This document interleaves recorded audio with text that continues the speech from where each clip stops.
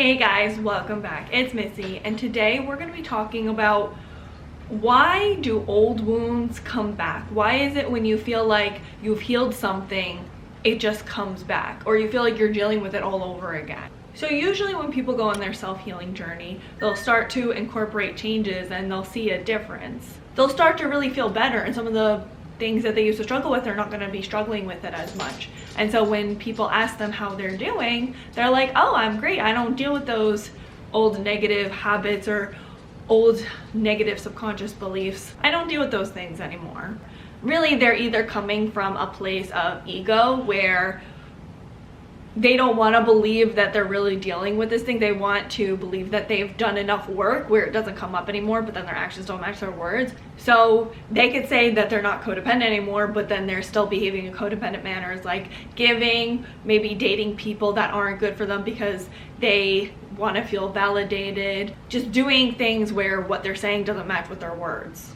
Or it hasn't come up in a while, so they think, oh, it's really gone. Or when you heal something, you think like, it's gonna go away. Like if I heal something, it should be gone forever. So that's the expectation, that you will no longer deal with these things anymore.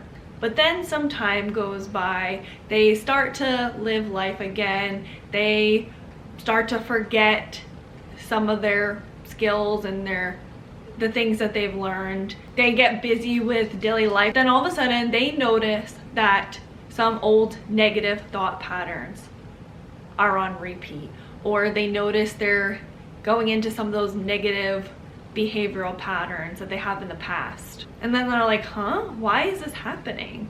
I thought that I took care of this. Let's talk about that. So every human has neural pathways and beliefs.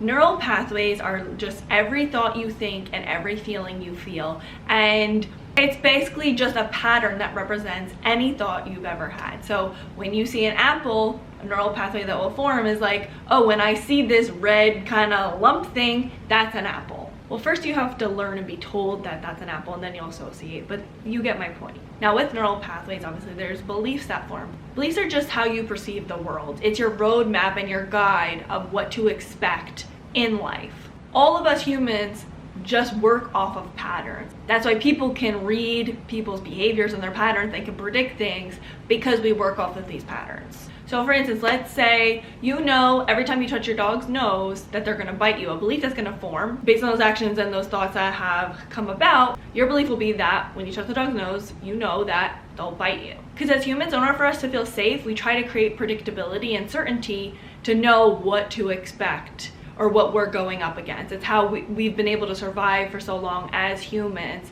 is having some sort of predictability aspect to be able to see in the future. That's what our ancestors before us, like Neanderthals and all of that, they died off because they weren't able to see in the future, or they weren't able to think future tense. And not only that, but we also have our nervous system that comes into the bunch, where our nervous system is that fight, flight, or freeze. It's our survival instincts. It lets us know, how to handle these dangerous situations. Everything else shuts off when we feel like we're in danger. So our digestive system slows down, our ability to think logically slows down, because you don't need those things when you're in danger. That emotion kicks in, so that way you're able to make a quick decision, because we make decisions based off of our emotions. So when you go through trauma, you can live solely, there's going to be imprints, and you're going to live a lot solely in your nervous system and in those trauma responses. So you will have formed a lot of negative neural pathways because of the trauma you endured. You're going to expect the worst. You're going to have maybe a lot of insecurities. You're going to have a lot of doubts about the future, or you are going to be very future-based and expect the worst is to come and always feel like you have to prepare for the worst. So we have the fight, flight, freeze, or even the fawn response, where you people please, or you try to appease the person when there's a scary situation going on. So you have that, then you have your beliefs that have formed. If I do this certain thing is gonna happen. Beliefs are based on your actions, your thoughts, things you hear over and over again, and your actions. Then we have the neural pathways that are connected to other neurons to just send the signals. So our beliefs and our neural pathways are formed from the time we are born. when we are a little bambino. And as we always talk about, they're created by repetition and emotion. So the more you do something and you have emotion tied to it, the more you're gonna believe that thing. So basically in your childhood, you're living off of this trauma and you have a lot of wounds. And you are not taught how to process or deal with these wounds.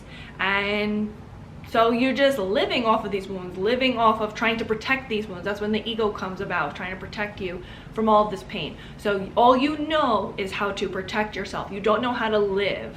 You just know how to survive. So usually we as humans, we're creature of habits, okay? So that's how all of that starts.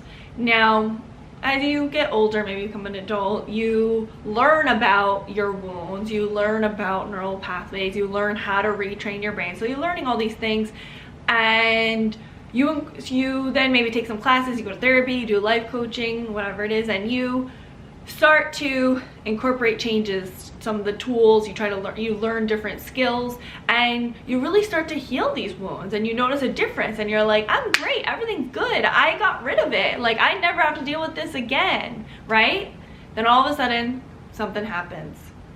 You're having those insecure thoughts again, you're reacting off of your trauma, maybe you're overly angry when you thought that you had, dealt with that anger.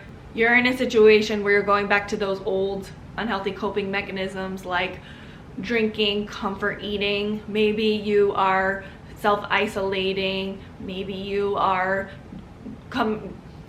notice you're becoming more of a manipulative person again. All these things are coming back and you're like, I thought I healed it. Like, why are these things coming back? And then you may think, oh, I'm hopeless. Like, I'm never gonna have a good life. I'm always gonna be like this. Things are never gonna change. So here's the thing. Neural pathways can never get destroyed.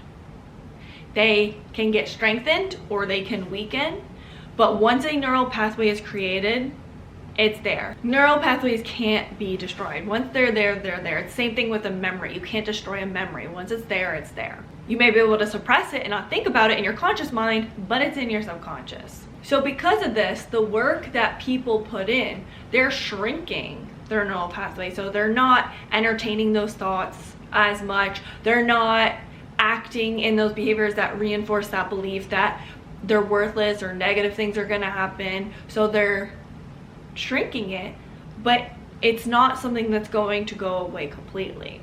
So why does it come back? The reason why it will come back is because you may have been triggered. And with triggers, it's something that you may have your whole life. It's something where you manage. Sometimes triggers, they do shrink to the point where you have no emotional reaction, because with triggers it's an emotional one that gets poked and you have an emotional reaction to it. And so there will be some things that you can really lessen your emotional reactions to things, or you lessen the activity of your nervous system going off to those things. And there's some things that it's so deep ingrained in there that you may lessen the amount you react to it, and your body reacts to it, your nervous system reacts to it, but you may not be able to rid it completely. Think of your emotional traumas, your triggers, your wounds as the same as when you break a bone. So when you break a bone, you get a cast, it heals, but it's still not the same. There may be, when you maybe move it a certain way, it may hurt a little bit. There's things you could do that could either re-injure you or make it hurt again. But even so that happens, it doesn't hurt as much and it doesn't affect you the same way it did when you very first broke it. That's the same with your emotional wounds. So at first you're not aware of them, they affect you very badly, and then you become aware of them, you become aware of your triggers, you become aware of your negative thought patterns, all your insecurities, and you heal those things and you really work on them, and then they don't affect you as much. Could there be times where you're in pain or you'll get triggered? Absolutely. Same way with a broken bone. Maybe you flick it and it still kind of hurts a little bit. It's the same. So there's going to be different scenarios you're in that may trigger for those old coping mechanisms to come back, those old negative thoughts to come back.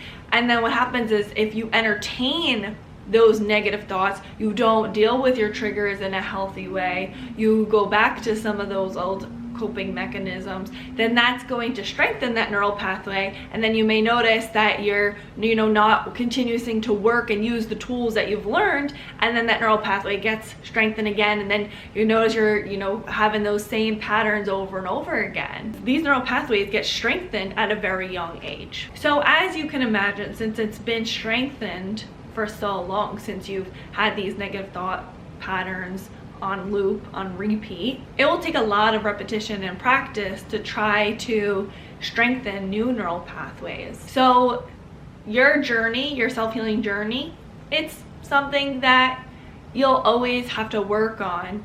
Will you have to work on it as much in the beginning? No, but there's going to be things that may trigger you more than other things, and that's when you'll have to use those skills you've learned. That's when you will have to make sure that you don't entertain those negative thought patterns. That's when you have to make sure that you don't go to those old coping mechanisms. It's not the worst thing in the world, but just understand, if it comes back, that's expected sometimes. And if it does come back, you don't entertain it. You recognize immediately when you're going to those old coping mechanisms, and you incorporate your skills and your tools: self-soothing, deep breathing, self-talk, challenging the negative stories you tell yourself, thinking about the facts, and reframing that story, attending to your needs. All of those things are in your toolbox, so when that trigger comes up or those different scenarios come up, you're less likely to spiral like you have in the past. So don't get discouraged or scared if that does come up. There's just going to be different scenarios and situations in your life that may poke you and may poke some of those emotional wounds, and wounds can definitely reopen. So just understand that, when you have a scar, it's there. You could cut it back open. It's not like things can't come back. Like I said, self-healing is a journey, so you have those tools. These are tools that people who have not really maybe had much trauma in their life, they have the ability to self-soothe, they have the ability to challenge their thoughts, they have the ability to, think logically, all of those things. With you, who's someone who's been through trauma, it just takes a little bit of extra effort to strengthen those neural pathways, because it's something that isn't necessarily natural for you. Healing means putting in the work to replace the old wiring. It's a muscle that you'll always want to strengthen. Same with going to the gym. You can build muscle and you'll have those muscles, but they can weaken over time if you don't keep building at them. And that's the same way your brain works. Your brain is a muscle. So you want to continuously putting work into yourself. That's part of self-love, because there's always going to be negative things that happen in our life, and we have to learn how to deal with the negative things that happen in our lives. When it comes to retraining and healing, you can't just get rid of the negativity, because then what? So you rid it, and then what? Are you empty? No, you have to replace it with something. So you replace it with all of those healthy tools, the self-soothing, all of those things, and shifting your perspective of how you see yourself. So never give up on your healing journey. You just always have to put in the work. Hard work pays off. So what do you guys think? Leave it on the comments below. And please don't forget to like, comment, subscribe, and share with someone that you think may need it. Until next time, thanks for watching. Bye, guys. What's that, you ask? Did I slip, try to catch my fall, skid my arm on a bookcase, and then fall into a puddle of piss? Why would you ask that? Because yes, I did. I don't know if you can hear that, but my dog is drinking. Like, there's people that take drinks, and then there's drinking. So cute. Are you beautiful? Don't bump your head into the pool. She bumps her head into the pool. Are you really gonna go off right now?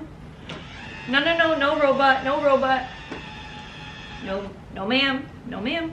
Go back, you're going, oh my God, he's gonna get stuck. He's sucking up a Target bag. Please, I can't save you right now. Crisis averted. Go home, sir, you're drunk. Go home with your new Target bag. Everyone loves a Target. Sir, are you okay? That's not where home is. Okay.